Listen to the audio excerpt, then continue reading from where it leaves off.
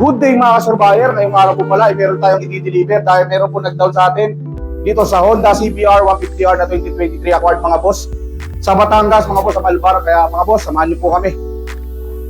Update lang tayo mga ka-surveyor. Ngayon po pala ay dumating na tayo sa may Malbar exit.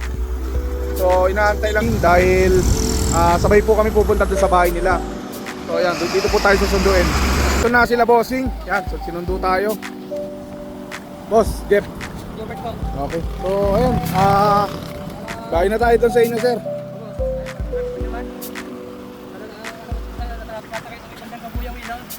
Opo, medyo na-traffic po. Ma-traffic po ngayon doon.